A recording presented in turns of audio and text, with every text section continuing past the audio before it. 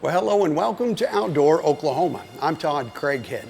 Today, the newest edition of the regulation books are being sent out and distributed throughout the state by our game wardens.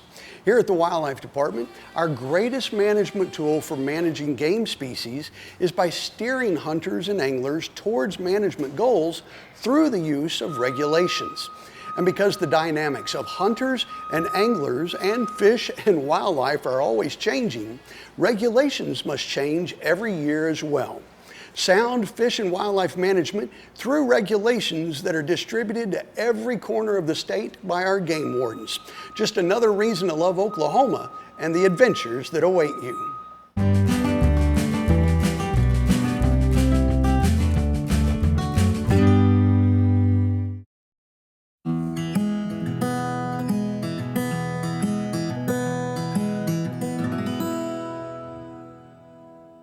So we are looking at hunting a new area in the state of Oklahoma. It is going to be a public land area.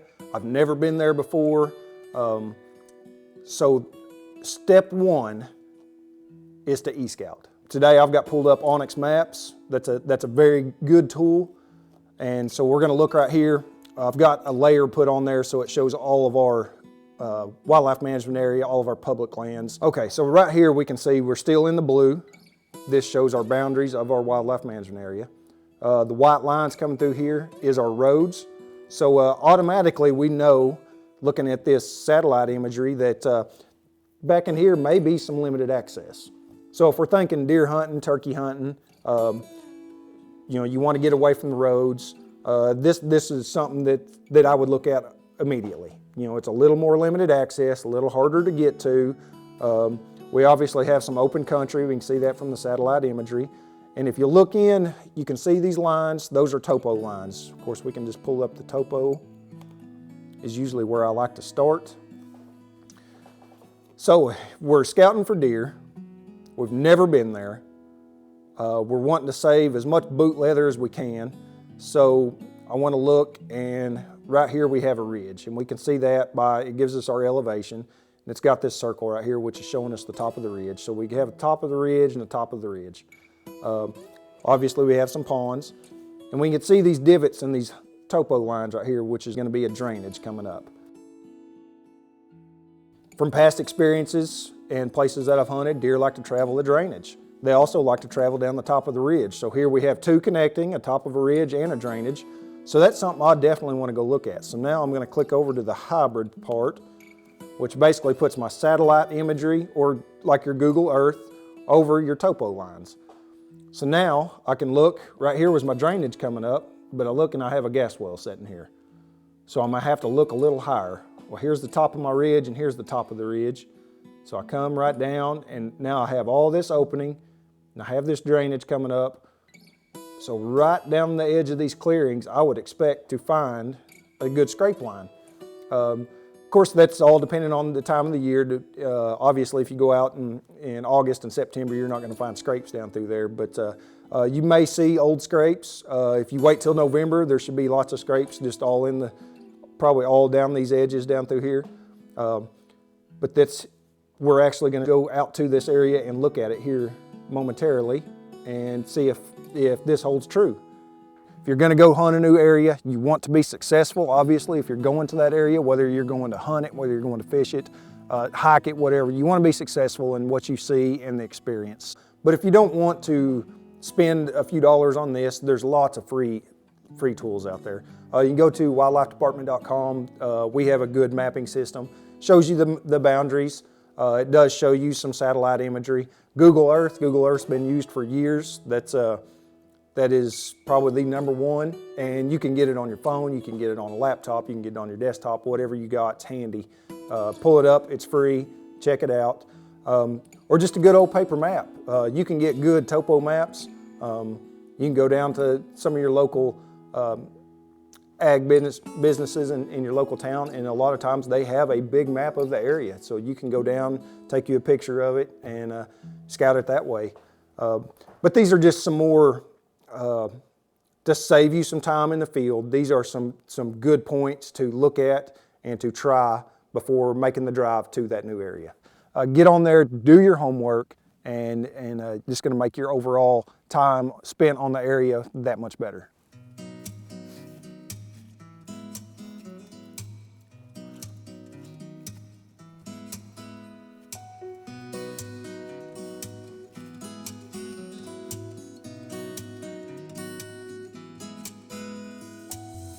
Okay, well, we made it on the ridge we had talked about, that we'd looked all on our maps about.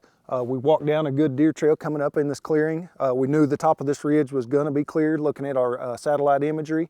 You know, the timber's a little different. That's a disadvantage to the e-scouting, is sometimes you don't get the effects of how thick things are, the type of trees. So that's boots on the ground's always best, but we have saved a lot of steps. So just got to the ridge and just come up on a good trail, and there's a big old scrape right here as soon as we got to these openings. So good sign already, saved a lot of steps. First good scrape. Actually, looking now that we got up here, there's another smaller scrape over here. Bucks do this, and we were hoping to find this coming down this edge. You know, bucks like to scrape coming down edges like this, and then they'll hit this licking branch right above it, and they're putting scent on this branch. A lot of times they will pee in this, and but this is something they can come by and scent check. Does will come in here and they'll pee in these also, and this is something that a buck will come downwind and check and just see what deer's in the country, basically.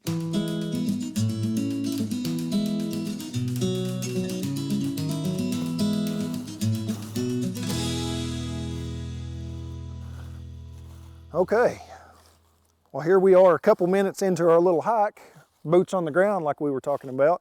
And I can show you real quick, on our Onyx map, we were showing the circle of the ridge top. That is literally it right there, 50 yards. And this is our opening coming down the top. And back out to our right over here to our north is that little drainage that come up. So we're actually in that saddle on top of the ridge where the drainage met. And sure enough, just like we thought, there is a good game trail that's cutting through the saddle. And right here, as we got to the end of this opening, I can see 4 scrapes just right here. There's 3 over here, 1 right here. So at this point, I've got a trail running the length of the ridge. I have a trail that's coming up through the saddle, going down that drainage. And we already looked at 2 scrapes, and there's 4 scrapes right here. So now, as a hunter, I would be looking for the right tree to put my stand in. You know, knowing what this looks like now, I can go back to camp, or I can go back to the truck wherever I got some cell phone service, and I can look at other areas that are similar. Being this is public land, I don't want to put all my eggs into the one basket. You know, if you got 3 days to hunt, you come out here, you hang your stand thinking this is going to be a great spot, and you jump up in the tree, and there's somebody sitting 100 yards from you. You probably don't want to sit there all weekend long. So it'd be a good idea to have 2 or 3 different areas that you like. You can walk in the mornings or in the afternoons, hang your stand, and get a good hunt in. And you may have it to yourself. If you do, great. Spend every chance you can in the tree, because there's definitely a good deer in here. But like I said, you definitely want to have more than one option.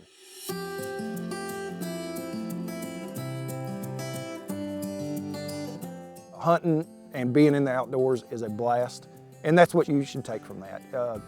Don't look at, dang, I didn't harvest something, as unsuccessful. If you put your time and your due diligence in, you will be successful. That don't necessarily mean you're going to come out and harvest an animal every time, but coming out and learning something new and always learning every trip to the field, that's what success is.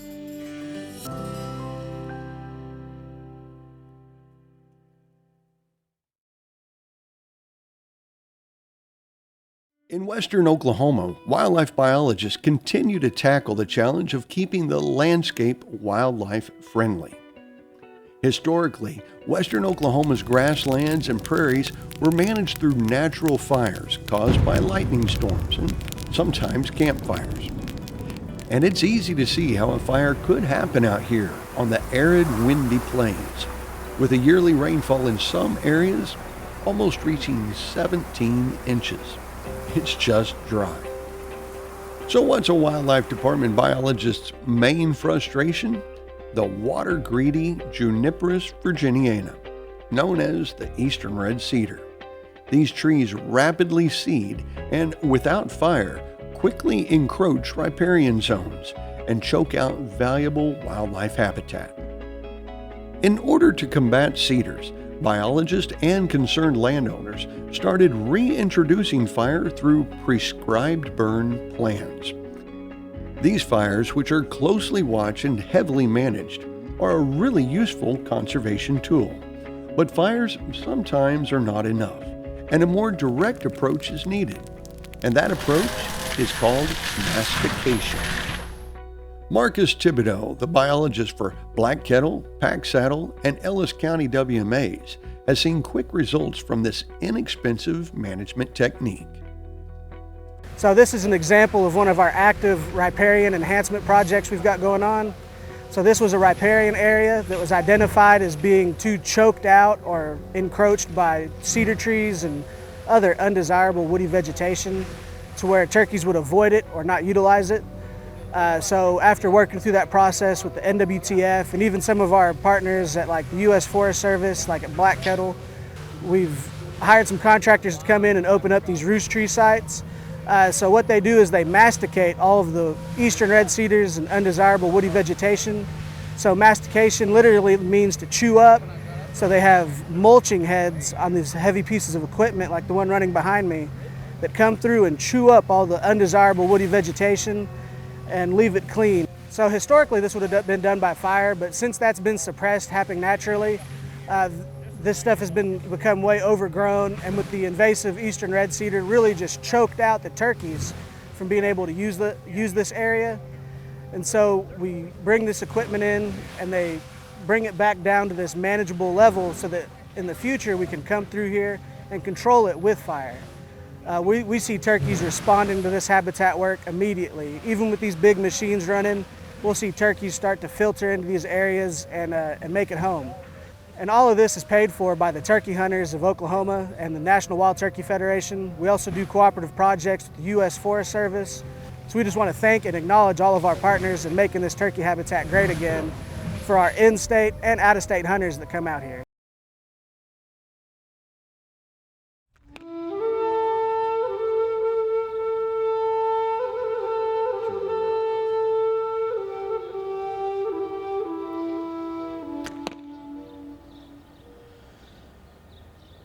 One of my earliest memories, and I'm guessing around 4 or 5 years old, was being around some of my cousins and uncles and local other Indian tribes in the area around Colony, Oklahoma. And they were shooting bows and arrows and had some little child's bows that I was able to pick up and shoot and so forth. And that really, it just was the strongest memory I've had of archery. Of the bow and arrow, and seeing that arrow fly, man, it just put something in me so deep that here I am yet at this age still doing it. And our Caddo tribe has had a tradition of when a male, when a baby's born that's male, they'll put a small bow and arrow in the crib with it. And then when we die, we have our favorite bow put in a casket with us. So it's a lifelong start and in between and end that is just real special to me. There are several persons, Caddo and other tribes, Cheyenne and Arapaho that I grew up around, that had this special love for archery, for making the bow, shooting it, hunting with it. My uncle was one of those, my dad was one, and we just happened to be, our Caddo land is next to the Cheyenne Arapaho land, and there were a number of archers there that made bows and arrows, and they were top-of-the-line shooters too. They would participate in state tournaments and so forth. And you know, when I saw them with a bow in their hand and how much it meant to them, I said, well, that's what I want to be. And how they would treat it, it was just like, you know, it was magic in their hands. And I thought, this is something that I want to grow to and be when I was young. And not only all right, go ahead, how they used it, but they talked about it. There's a shooting tabs over here. I don't think anyone told me how to shoot a bow ever. I just recall that, you know, watching, and I started, yeah, it looks right, you know, and there it went. The arrow flew, looked pretty good. You know, somebody say, oh, you know, you need to aim better or something, you know, but not any particular method in how I'm holding it and so forth. I just watched and say, oh, that's how you do it. And you can learn like that, but it's helpful to have someone show you. And then workshops that I do, I've done workshops all over the U.S. and have good understanding of what the kid is facing. I even sometimes try to do it left-handed, which turns everything, you know, which say, oh, I understand what they're talking about here, to get a feel for how they're thinking about it and what they're having to grapple with. And put it on a string underneath that little bead, and then grab it like that in the crease, okay? Now put it in the V of your hand, okay?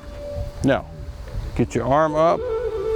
When I said, okay, turn loose. Can you turn loose? Go ahead. Got it? Turn loose? Can you turn loose? When I say, okay, let go. Oh, here, let me help you.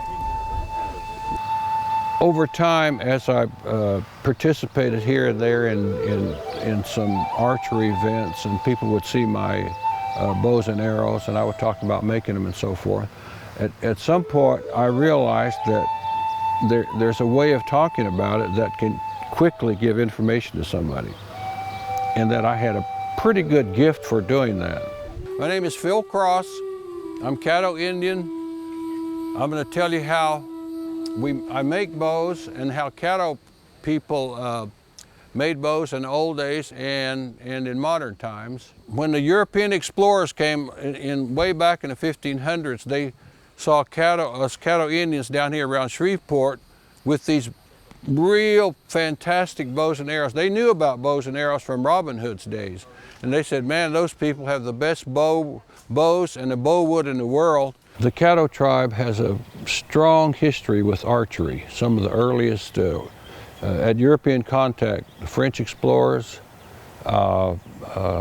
Spanish explorers and others always commented on these very beautiful and very high quality bows and arrows that Caddos made. They even named the wood they use after use in archery, bodark, which means the wood of archery. And so as a Caddo myself, I tie to that. I would hope that being able to show people how to make the bow and to hunt with them, I actually take people out and say, here's what you need to do for deer hunting, turkey hunting, squirrels, rabbits, and so forth. To be able to show them that there's something that you're connecting to in the past, that here we're in the present, and then down the road, you'll be able to look back on this and say, you know, that was a special fellow. I'd hope they would say that. He knew A to Z in making bows and made the best in the world, I'd like for them to say. And that it puts something in them that ties them not only to our tribal traditions, but ties them directly to earth, and that's where we're getting our materials. Ties them to outdoor things and things that are very enjoyable doing outdoors, and something that they can say, when they're elderly, I want to pass that on here. And it all is important for tradition, but important for the person to be tied to the earth and doing things in a natural way.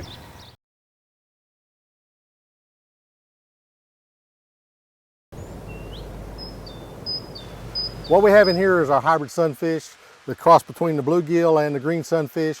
These are used for our close to home fishing program. There's about 10,000 right now. They're a little over 5 inches. These will be ready to harvest here next month to be stocked into certain of your metropolitan areas for the program. We feed these fish twice a day. And these are getting about 10 pounds each feeding, and they feed really well. Hopefully we'll do really well with this year. We've got ponds at all 4 hatcheries producing these right now, and we're fixing to ramp up this whole program to produce even more because the demand has gotten such. They're about 5 to 5.5 inches long. Within a month, we'll be pushing over 6 inches, and at that time, we will harvest these fish to be stocked.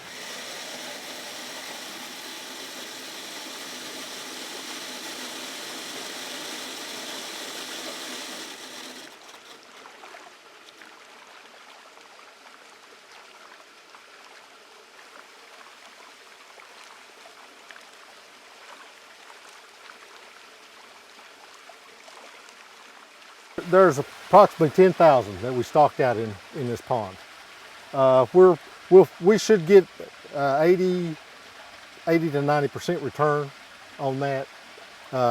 These are just right at a year old at this point, which is really great. I mean, you wouldn't expect them to get there. These are crossed between not just the bluegill, but it's crossed between the copper-nosed bluegill, which is the southern variety of the bluegill. That I guess you'd say evolved in the southern climate, where basically they're the Florida bass of the sunfish. So.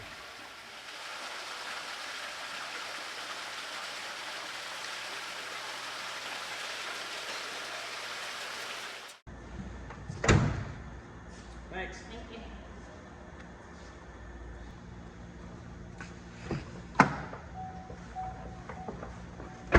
Well, we hope that today's stories remind you that Oklahoma is such a perfect place to explore. So, however you choose to enjoy our state's incredible natural world, remember that your adventure starts with Outdoor Oklahoma. That good?